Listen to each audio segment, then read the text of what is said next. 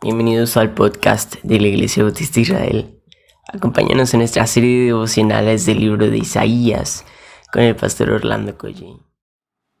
Buenos días, queridos hermanos, estamos a viernes 4 de diciembre de 2020. Estamos en el capítulo 5 del libro de Isaías y hoy vamos a leer del versículo 5 hasta el versículo 7. Antes vamos a orar al Señor. Gracias, Padre, por este descanso que has dado a nuestro cuerpo. Gracias porque podemos ver la luz del día, respirar, Señor, pero sobre todo porque has perdonado nuestros pecados, Señor. Sin embargo, te pedimos que tú nos muestres el error de nuestros caminos, que nos muestres lo equivocados que estamos, Señor, que quebrantes nuestra vida, que perdones nuestros pecados, Señor, y que nos hables a través de tu palabra. En el nombre de Jesús. Amén. Bueno, dice la Biblia, déjenme decirles ahora lo que haré con mi viña. Echaré abajo sus cercos y dejaré que se destruya.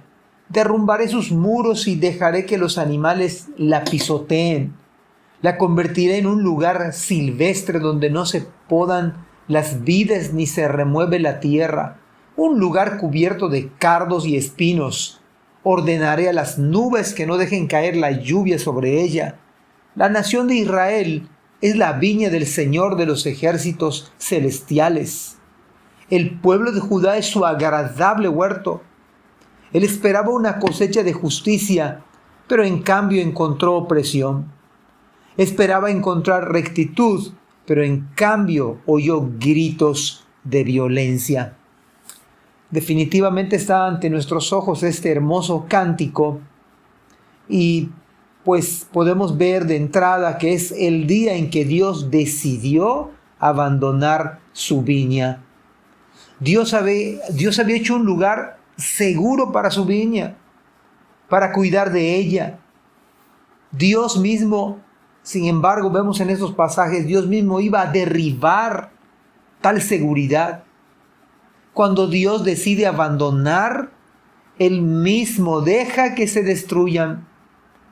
Cuando vemos una sociedad obstinada a hacer lo malo, vemos sus aparentes victorias y triunfos, como que les va bien.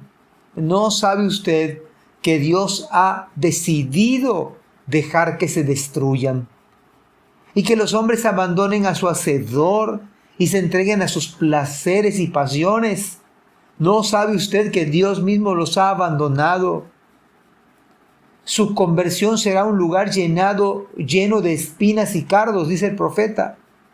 Porque cuando Dios abandona a una persona, no dude que pueden prosperar por un tiempo, pero su ruina será total. Si Dios abandona a una persona, será el comienzo, óigalo bien, del mismo infierno, que no tendrá nunca un fin. Imagínese a una persona lejos de Dios, sin esperanza en este mundo. Esto es realmente ser un miserable, estar completamente desnudo y desventurado, porque el abandono de Dios es parte de su juicio divino. El abandono de Dios es simplemente comenzar a beber la ira de Dios sobre la vida de una persona. El abandono de Dios es lo que Cristo dijo, que la ira de Dios está sobre aquel que no cree, el que ya ha sido condenado. Quizás se aprueben las leyes en este mundo, aprueben y se le den incluso recursos y gobiernos que protejan la injusticia, la ilegalidad, la mentira, la trampa, el abuso, la corrupción. Pero si Dios los abandona, nada servirá todo esto. Llegará el día en que la cortina se abrirá y todo saldrá a la luz. Nada podrá esconderse delante de su presencia. Marcos capítulo 11, versículo 14 dice: Jesús entonces dijo a la higuera: nunca jamás coma nadie fruto de ti. Y lo oyeron sus discípulos. Algo similar con lo que Dios había decidido abandonar a su propia viña.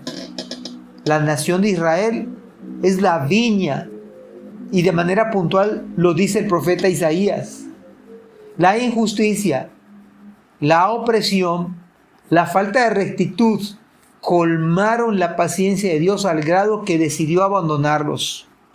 Pero ¿no acaso es injusto que se quiera legislar el matrimonio entre parejas del mismo sexo? ¿Acaso esto no es injusticia? ¿No es injusticia que se quiera adoptar a un bebé por personas del mismo sexo?